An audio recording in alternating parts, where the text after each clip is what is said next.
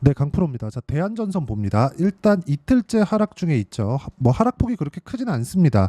여기 보면 뭐 오늘자 한 3.5% 나오고 여기 보면 한 1.5% 떨어진 뭐 그런 부분이 있는데 일단 그걸 보셔야 돼요. 주식시장은 이렇게 고가 돌파하는 이런 구간이 발생하잖아요. 그럼 이런 구간이 전부 다 매집 구간입니다. 여기 구간을 두고 뭐 눌림목 발생하고 뭐 이런 구간을 매집 구간으로 잘못 오인하시는 분들이 있는데 그게 아닙니다.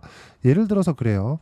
대한전선 말고 우리가 뭐 대형주 같은 기준 뭐 예를 들어서 뭐 한미반도체라고 제가 예를 들어 볼게요. 자, 보시면 이렇게 올라가는 상황에서 거래가 늘어납니다. 이렇게 보니까 거래가 없으니까 약간 이해가 안 되실 수도 있는데 한미반도체 보면 어떻습니까? 올라가면 올라갈수록 거래 늘어나죠. 이런 식의 상황이 반복이 되는 거예요. 여기서 뭐 쭉 그어가지고 뭐 추세선이랍시고 그렇게 이야기를 하시는 분들이 있는데 이거를 철저하게 우리가 이렇게 보셔야 됩니다. 자, 주식시장은 가격이 먼저 반영한다. 그렇기 때문에 미래 가치가 좋아져야 된다. 한미반도체는 뭐예요? 15배 정도 주가가 올라왔습니다. 아니 한 20배 정도 올라왔죠. 만 원 초반부터 20만 원 가까이 올라왔으니까 한 20배 정도 주가가 떴어요. 근데 이 구간에서 20배만큼 실적이 좋아졌나요? 그거 아니죠. 그래서 중간중간 조정이 있는 겁니다. 만약에 야 얘네 다음부터 무조건 실적 좋아져. 그러면 쉬지 않고 올라가겠죠. 어디까지? 실적 좋아지는 만큼. 근데 그런 부분을 실적이 나오기 전까지 아무도 모르잖아요. 그래서 우리가 중간에 조정이 있는 겁니다. 근데 그걸 가지고 추세선을 뭐 쭉쭉쭉 그어가고 이게 맞지 저게 맞지 하는 거는 사실상 전혀 맞지 않고 우리가 보는 가장 중요한 부분은 보세요. 대한전선 보면 그냥 이 밑에 있죠. 돌파하는 구간 말고 이 밑에 구간은 다 버리는 거예요. 우리가 매매하는 건 요 타점 그리고 반등을 확인한 요 타점. 그렇죠? 이 구간이 끝이에요. 지금 뭐예요? 반등을 확인한 구간에 왔습니다. 그럼 제가 실제 어떻게 매매를 했는지 실전을 보여드릴게요. 이 가장 중요한 이야기라서 말씀드리는 겁니다. 자, 대한전선 다 보면 밑에 다 버렸죠. 돌파하고 확인, 매수, 매도 밑에 내리면 25% 정도 그리고 이틀째 또 매수하는 구간 만들고 있죠. 이런 상황을 내가 꾸준하게 만들 수 있어야 주식시장에서 내가 어떤 식으로 판단하고 어떤 식으로 매매를 할지 그 내용을 알 수가 있는 겁니다. 이거 말고는 주식시장에서 내가 다른 매매를 할 수 있는 방법은 없습니다. 자, 이 얘기 잘 들으셔야 돼요. 대한전선 말고 다른 종목도 확인하고 매수했을 때 어느 정도의 결과가 나오는지 보여드릴게요. 예를 들어서 뭐 DI와 같은 그런 종목인데 어때요? 올라가는 구간, 올라가는 구간, 올라가는 구간, 25%, 14% 수익, 26% 수익, 22% 수익 이런 정도의 상황 나옵니다. 이 화면은 키움증권의 0606 화면이고 실제 제 매매 타점이 나오는 화면입니다. 그리고 이 내용에 대한 부분을 제가 여기 소통방에서 모두 공유를 드리고 있고 뭐 태성, YC 이런 종목군들 보면 어떻게 됩니까? 자, 태성 보면 어때요? 확인하고 매수했을 때 그쵸? 50% 정도의 수익 구간을 만들어낸다. 기간을 줄이고 우리가 수익을 극대화시키려면 저가에 매수하면 안 됩니다. 그래서 저가에 매수하지 않고 어떻게 내가 꾸준하게 수익을 실현시켜 갈 수 있을지 그리고 그 구간에서 내가 손절을 어떻게 할지 즉 고가 돌파 구간에서 어떻게 매매를 해야 되고 가격대를 잡아갈지 그 내용에 대한 부분을 제가 여기 소통방에서 공유를 해드리고 있고 대한전선의 실시간 타점도 고가 돌파 종목이기 때문에 제가 함께 공유를 해드리고 있으니까 구독과 좋아요 눌러주시면 입장 가능하고요. 다 무료로 진행하고 상단에 있는 전화번호로 대한전선 이렇게 보면 왜 이쪽 구간에서 공략을 했는지 다 이해를 시켜드렸다고 생각을 합니다. 이 기준치를 가지고 제가 다른 종목이랑 비교해가면서 이야기를 드릴게요. 대한전선이 오늘 빠진 이유 전체적으로 전력 설비 관련주들이 하락을 했기 때문입니다. 예를 들어서 HD 현대 일렉트릭 그리고 효성 중공업 자 효성 중공업 그쵸 그리고 뭐 가온 전선 일진 전기 재룡 전기 이런 종목군들이에요. 전부 다 하락을 했죠. 단기간에 많이 올랐잖아요. 그러면 실적보다 가격 먼저 떴다. 그러면 가격은 뭐예요? 비싸다. 비싼 주식은 뭐예요? 실적 확인이 필요하다. 근데 지금 당장 실적 확인이 돼요? 안 되죠. 그러면 이쪽 구간에서 눌림목이 발생을 한다. 근데 눌림목에 사라 안 사라? 안 산다. 그렇죠? 확인하고 매수한다. 그게 매매 타점이 됩니다. 하지만 모든 종목들이 다 저가에 매수할 수 없다. 없다. 없다. 없다. 없다. 요 기준치 반드시 알아야 됩니다. 그리고 이 내용을 어떤 식으로 매매했는지 제가 아까 전에 보여드린 겁니다. 실제 전력 설비 관련주들은 제가 계속해서 매매를 한 종목 중에 하나입니다. 예를 들어서 뭐 재룡 산업이나 그런 종목군들 보면 어때요? 매수 매도 그리고 또 이쪽 구간에서 매수. 오늘까지도 보유하고 있는데 내일 되면 재룡산업은 매도 예정이고 오늘은 재룡전기만 매도를 했습니다. 보시면 어때요? 34% 수익 구간. 그쵸? 이런 식의 상황 만들고 오늘 매도한 재룡전기 같은 경우에도 그쵸? 오늘 매도한 결과 4.79% 정도 나왔는데 이런 부분은 조금 아쉽죠. 여기 보면 충분히 한 10% 정도 수익 구간이 있을 수 있었습니다. 그런데 떨어지는 거 확인하고 올라올 때 그냥 털고 쭉 빠지고 끝. 그쵸? 오늘 10% 빠졌습니다. 자, 근데 저는 아쉽지만 어쩔 수 없다고 생각을 합니다.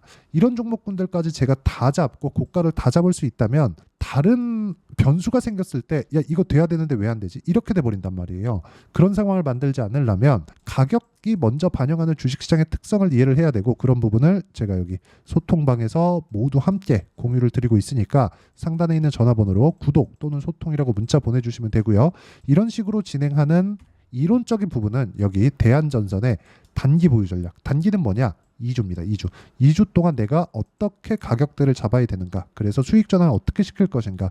그 내용에 대한 부분이고요. 그리고 2주 안에 수익 전환 안 되면 손절을 해야 되는데 손절을 하는 과정에서 큰 데미지 없이 하려면 가격에 대한 이해 그리고 종목별로 어느 정도 가격대에 잡아야 되는지 그것까지도 이해가 필요합니다. 그 내용에 대한 부분 그리고 단기 보유 전략을 활용한 대한전선의 실시간 타점을 제가 문자로 공유를 해드리도록 할 테니까 상단에 있는 전화번호로 대한전선이라고 문자 보내주시면 단기 보유 전략과 실시간 타점을 문자로 공유를 해드리도록 하겠습니다.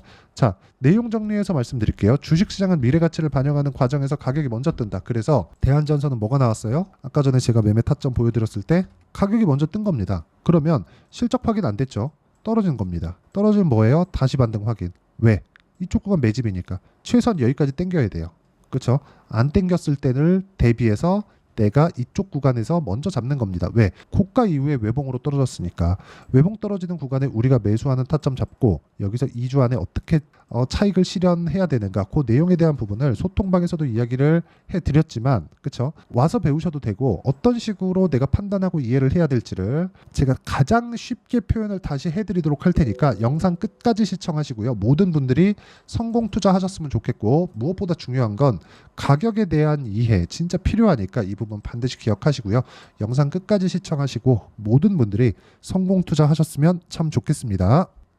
자, 24년도가 돼도 여전히 시장은 녹록지 못합니다. 이런 상황이 벌어지는 건 어쩔 수 없습니다. 이런 상황에서도 수익이 나는 종목들의 구조는 변하지 않습니다. 즉 대시세 종목에 대한 구조는 변하지 않는다는 거고 실제 제가 소통방에서 지속적으로 이야기를 드리고 있는 내용도 대시세 종목이나 시장 주도주를 공략하는 건 철저하게 가격 분석을 하라고 이야기를 드리고 가격 분석 이후에는 이슈에 대한 파악 그리고 이슈를 파악하고 나서는 다시 내가 얼마에 매수할지 그 타점에 대한 부분을 지속적으로 언급을 하고 있습니다.